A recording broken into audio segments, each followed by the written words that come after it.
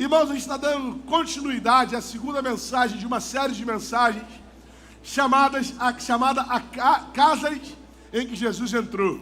Essa mesma série de mensagens que a gente está estudando aqui no nosso culto, aqui nas nossas celebrações. Por exemplo, a gente estudou esse mesmo texto lá no culto de Niterói, hoje pela manhã. A gente estudou esse mesmo texto agora, no culto da tarde, e também agora no culto da noite. As nossas crianças estão sendo ministradas na mesma palavra. Então você que está com seu filho aqui, você que está com seu sobrinho aqui, você que está com alguma criança participando do Kids, saiba que quando você estiver lá durante a semana, no seu culto do lar, quando você estiver tendo o seu tempo com o seu filho, você pode falar com ele sobre esse mesmo tema. Semana passada a gente viu sobre a casa de Pedro. Quando Pedro recebe Jesus na sua casa e ele vive uma experiência de salvação, uma experiência de cura. Mas hoje a gente vai ver sobre a vida de Zaqueu. Abra sua Bíblia, por favor, no Evangelho de Lucas, capítulo 19. A gente vai ler do versículo 1 até o versículo 10. Lucas 19, do versículo 1 ao 10.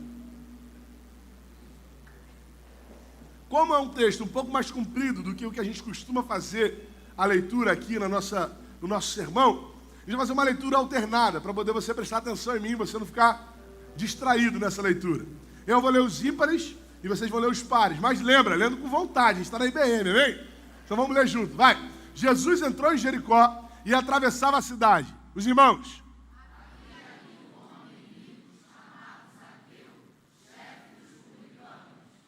Ele queria ver quem era Jesus, mas sendo de pequena estatura, não conseguia por causa da multidão.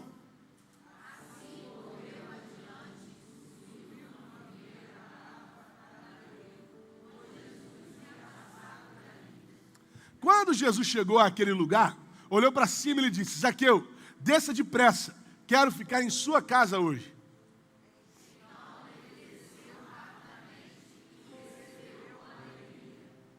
Todo o povo viu isso e começou a se queixar. Ele se hospedou na casa de um pecador.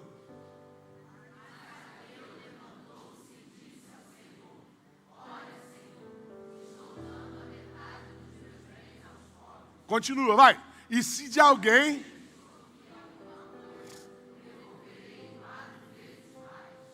Jesus lhe disse: hoje houve salvação nessa casa, porque este homem também é filho de Abraão.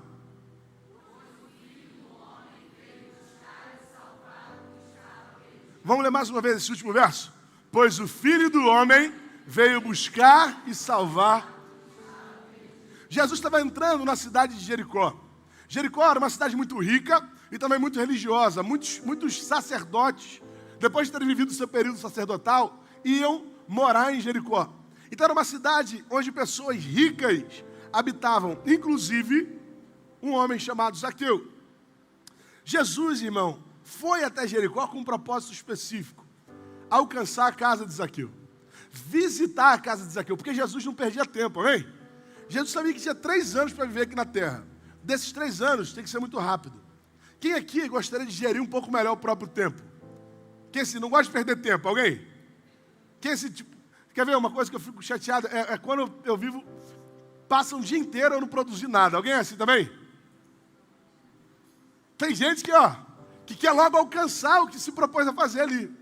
Coisa rápida. Vamos lá, resolve, vamos embora. Agora tem gente que não, gosta de ficar batendo perna, gosta de ficar enrolando, gosta de ficar passeando. Jesus não ficava dessa forma. Jesus sempre foi muito intencional no seu tempo. Quando ele estava andando à beira do mar da Galileia, enquanto ele andava à beira do mar da Galileia, ele fazia discípulos. Ele trazia Pedro, André, que estavam ali, do lado, junto com ele.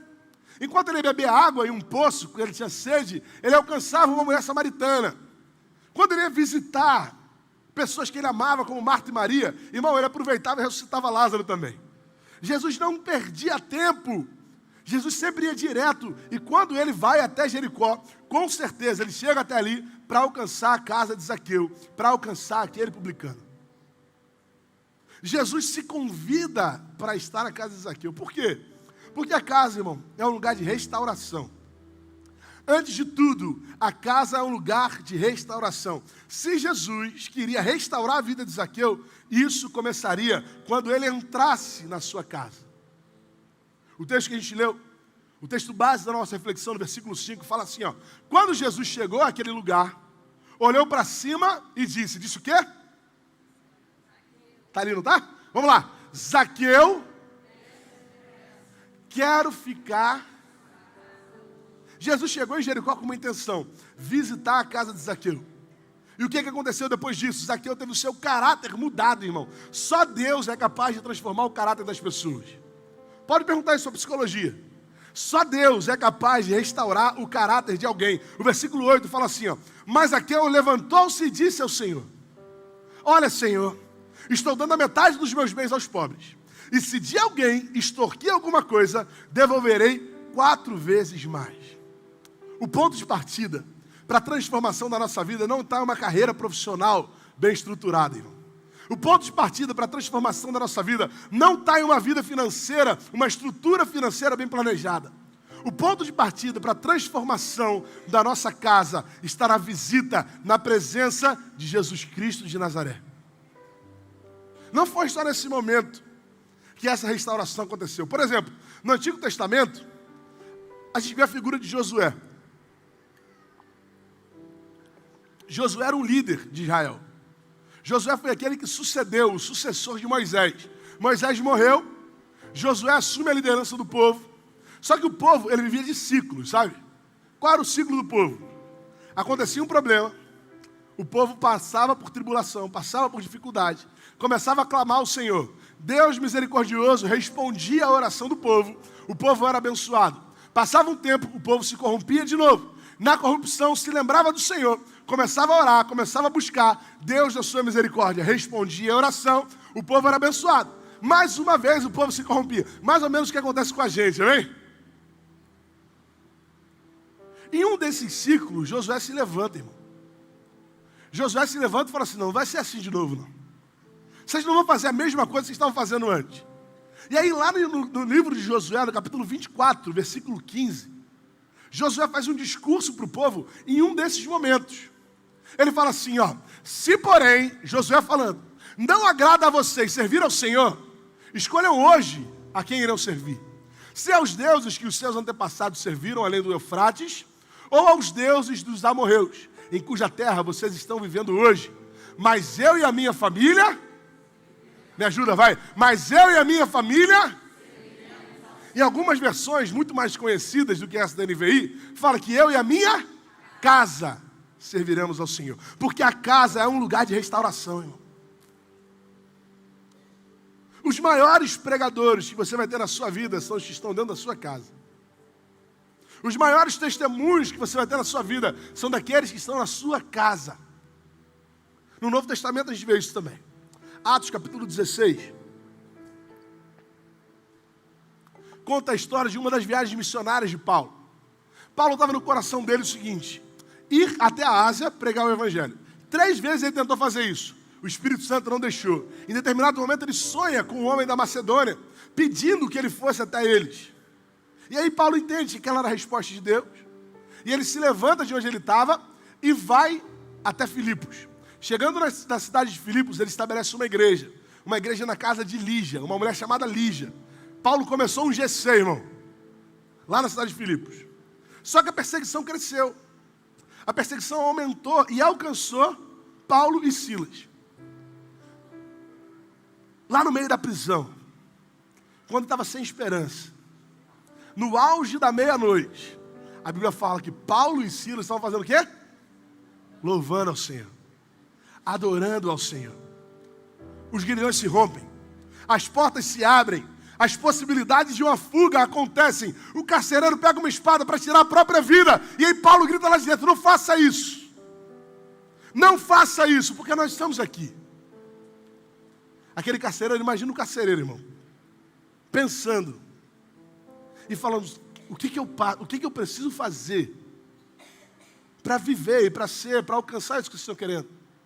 E aí Paulo fala, no versículo 31, um dos textos também mais conhecidos da Bíblia: creia no Senhor Jesus e serás salvo, tu e a tua casa. Olha a casa de novo aí. Irmão, a casa é um lugar de restauração. A restauração de uma pessoa alcança também a restauração da sua casa. E aí eu quero dar parabéns aos anfitriões. Cadê os anfitriões do GC? Tem algum anfitrião aí? Dá um amém. Quem é anfitrião do GC? Dá um amém aí, meu irmão. É um desafio ser anfitrião do GC. Mas é uma oportunidade de restauração, porque o corpo de Cristo está se reunindo na nossa casa, irmão. A nossa casa é um lugar de restauração. A casa é um lugar de restauração, mas também é um lugar de alegria. O texto base que a gente leu no versículo 6 fala que então ele desceu rapidamente e o recebeu com alegria. Versículo 6 de Lucas 19. Então ele desceu rapidamente e o recebeu com alegria. Irmão, em casa que não existe alegria, Jesus pode estar presente, mas ele no mínimo não governa. Zaqueu tinha dois dos atributos que a gente mais ora para que alguma coisa aconteça. Zaqueu era um homem com dinheiro, irmão. Com dinheiro. O versículo 2 desse texto que a gente leu, de Lucas 19, fala que ele era o chefe dos publicanos. É o único lugar na Bíblia que fala sobre o chefe dos publicanos. Agora, quem eram os publicanos? Por exemplo, Mateus era um publicano, mas não era o chefe deles. O que isso significa? Você sabe que naquele período, o povo de Jerusalém, o povo de Israel, era governado pelo Império Romano. Era escravizado, era subjugado pelo Império Romano. Então, no início, o povo de Israel pagava tributos direto a Roma, pagava os impostos direto para Roma. Mas depois o império foi crescendo e o imperador começou a delegar essas tarefas. Começou a distribuir, a vender concessões que autorizavam a cobrança de uma pessoa do local e que pagasse, repassasse uma parte desse valor a Roma. Por exemplo, uma coisa que se aproxima talvez da nossa realidade hoje seja o pedágio. Quando a gente passa lá na ponte, via Lagos, porque foi uma obra feita com dinheiro público, não é? A ponte foi feita com dinheiro público. Quem pegou a construção da ponte aí? Está com vergonha de levantar a mão, irmão? Pode levantar. Aí, é isso aí, irmão. Construção da ponte. Eu lembro do meu pai falando que passou pela ponte pela primeira vez. A ponte tinha 3 faixas, não era isso? Tiveram que aumentar, porque a quantidade de carro aumentou também. Na ponte, como que funciona? Uma obra pública, onde o governo disponibiliza uma concessão. Uma empresa disputa aquela concessão, não é isso? Qual vai ser o critério para aquela empresa assumir uma concessão? A empresa que conseguir entregar o menor valor para o usuário, mas que seja capaz de viabilizar o uso da ponte. No Império Romano era o contrário. Quem conseguisse dar mais dinheiro para o imperador, ficava com a concessão. Podia cobrar o povo de Israel. Irmão, Zaqueu era um judeu. Um judeu que tinha autorização do governo para cobrar o seu próprio povo e pagar aqueles que estavam subjugando, escravizando o povo. Além disso, ele podia botar mais dinheiro ainda em cima. Vamos botar. Zaqueu está governando lá, está sendo chefe dos publicanos. Ele combinou com o Império Romano e falou assim: eu vou dar 100 mil reais para você todo mês. Mas eu vou cobrar 300 do povo. 200 eu boto no meu bolso, 100 eu te pago. 200 está comigo, 100 vai para você. É quase um político, né? Você está pensando assim: eu já vi isso na Lava Jato uma vez. Eu já vi isso no Jornal da Globo. Esse era Zaqueu. Zaqueu, irmão. Um homem corrupto. Um homem que ninguém queria estar perto. Porque você pode querer estar perto de muita gente, mas gente mau caráter é muito ruim de estar perto, não é? Zaqueu era esse cara. Só que ele tinha dinheiro. Ele tinha uma boa condição financeira. Roubando as pessoas. Não importava se o povo tinha condição de pagar 300 mil. Ele cobrava, e se não cobrasse, se acertasse com o povo romano. Esse era Zaqueu. Mas com uma boa condição financeira, não tinha alegria na sua casa. Além disso, Zaqueu era uma pessoa com saúde, irmão. Quem ora por saúde aí, dá um amém. Está vendo? São os 2 maiores motivos que a gente ora. A gente ora para ter dinheiro e ter saúde. Não é? Zaqueu tinha os 2. Pastor, por que você está falando que Zaqueu tinha saúde? Dá uma olhada só no versículo 4. O que a Bíblia fala? Lê junto comigo, de Lucas 19. Vamos lá? Assim. Não, vamos lá, peraí. Estou me sentindo na torcida do Vasco aqui, irmão. Tem vascaíno aí? Tem? Cadê? Levanta a mão. Vocês ainda levantam a mão ainda ou tem vergonha? Eu tô parando só Botafogo, né, irmão? Nosso fogão tá super bem aí. Vamos lá, diz assim, ó. Assim, vamos junto, vai. Correu.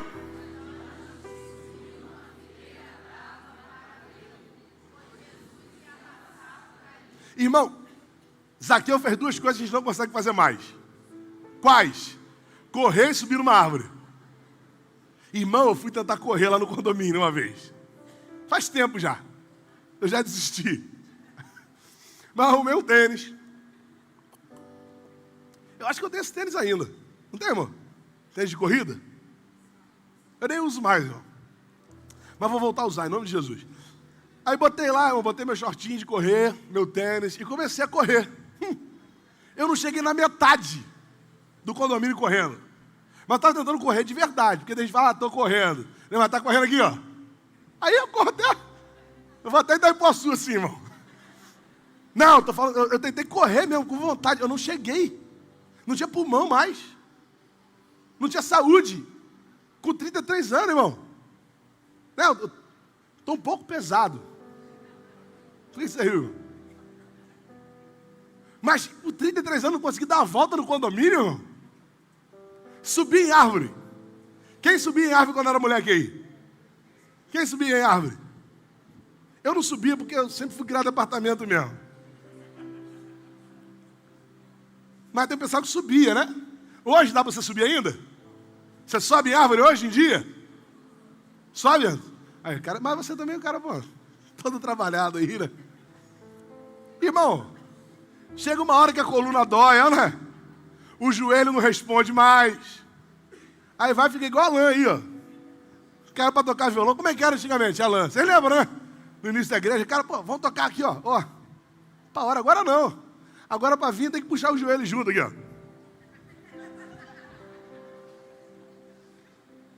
Zaqueu tinha saúde, irmão. Zaqueu tinha duas coisas que a gente procura: dinheiro e saúde. Mas ele não tinha alegria. Ele não tinha alegria.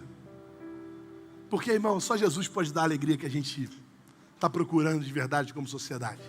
Só Jesus é capaz de nos trazer alegria. Zaqueu tinha vigor, mas não tinha alegria. Zaqueu tinha recursos, mas não tinha alegria. A alegria habita na casa que teve a oportunidade de receber a Cristo. Então, irmão, talvez você esteja procurando os fatores errados hoje. Talvez você esteja procurando dinheiro quando Deus quer te dar alegria. Talvez você esteja procurando saúde quando Deus quer te dar alegria. Pastor, como é que pode uma pessoa doente ser alegre? Você já visitou alguém assim, irmão? Doente, mas alegre, feliz, tendo a certeza de que Jesus é o Senhor da sua vida. A saúde vem e vai, o dinheiro vem e vai. Quando eu estava agora cumprimentando os irmãos, já saí do culto, um irmão falou comigo, veio agradecer, pedir que eu orasse por ele, agradecendo, porque ele sofreu um acidente, um caminhão levou o carro dele, depois ele foi parar no acostamento, deu perda total, e ele estava aqui, irmão, cultuando ao Senhor, agradecendo, alegre. Por quê? Porque carro vem e vai, irmão. Dinheiro vem e vai, mas a alegria do Senhor, essa permanece para sempre. A alegria do Senhor permanece para sempre. A casa é lugar de restauração. A casa é lugar de alegria. A casa é lugar de salvação.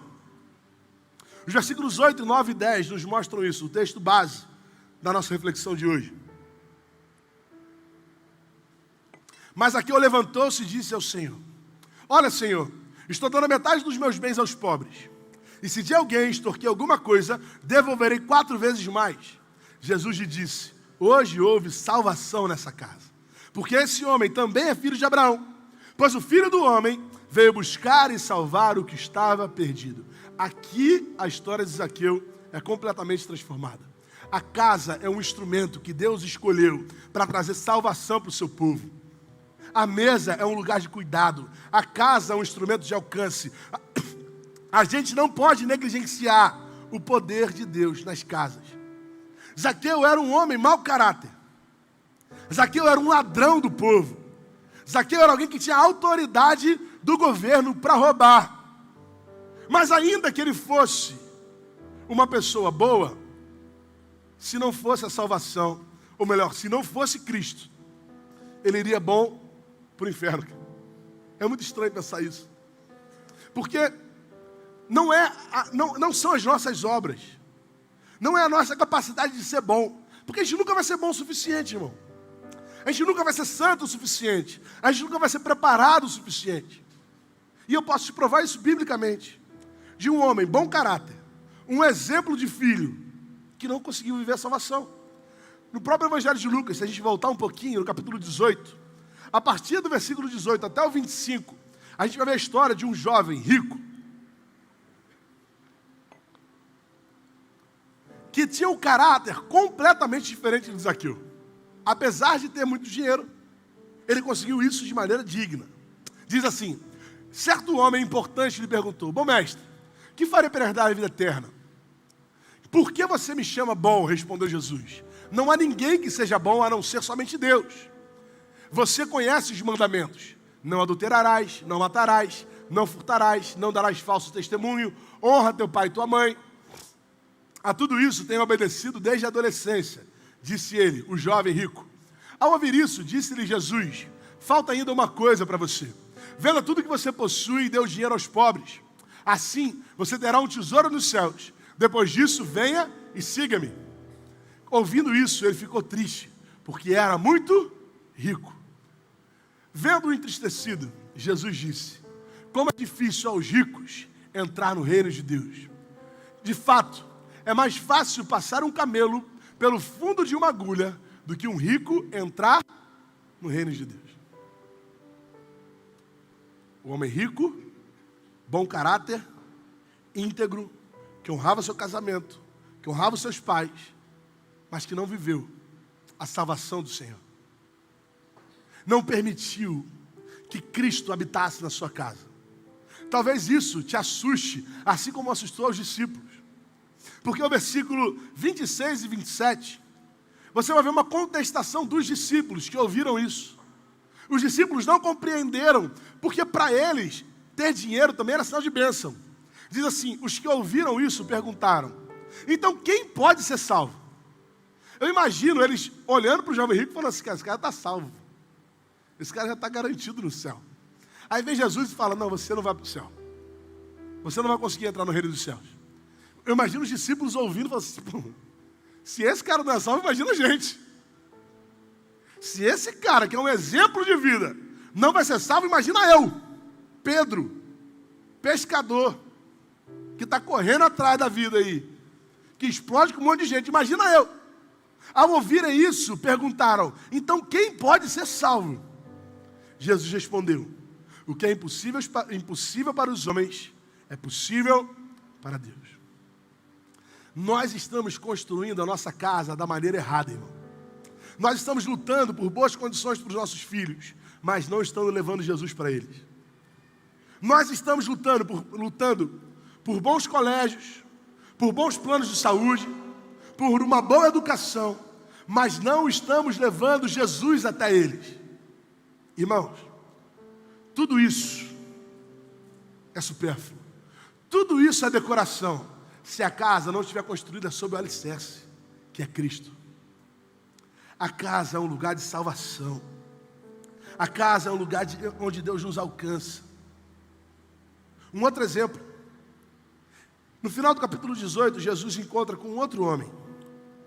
Um homem chamado Bartimeu.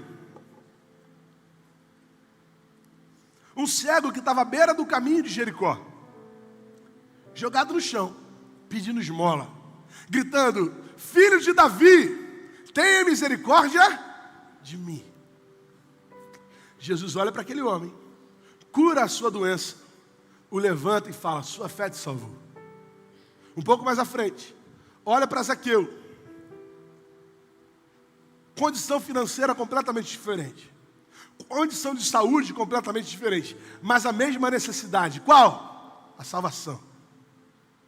E ele olha para Jesus, para Zaqueu e fala: Zaqueu, desce depressa, porque me convém repousar na tua casa. Dois homens, irmãos, com status completamente diferente, onde Cristo nos ensina sobre salvação. Nos ensina que alguns serão erguidos por Ele, para que sejam alcançados. Outros serão abatidos por Ele, para que sejam alcançados também.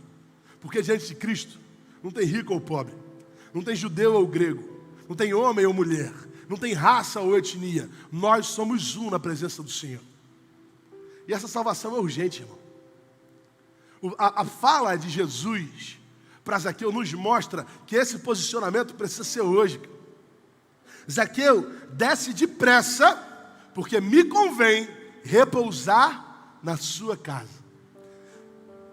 Jesus não estava precisando no banheiro, irmão.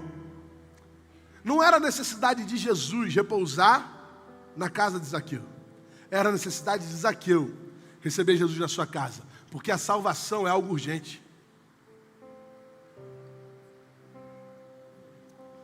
Tem gente que está tentando deixar sempre para o domingo seguinte.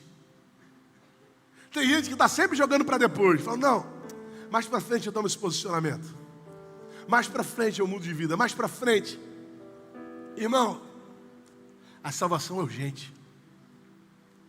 A mudança de posicionamento é urgente.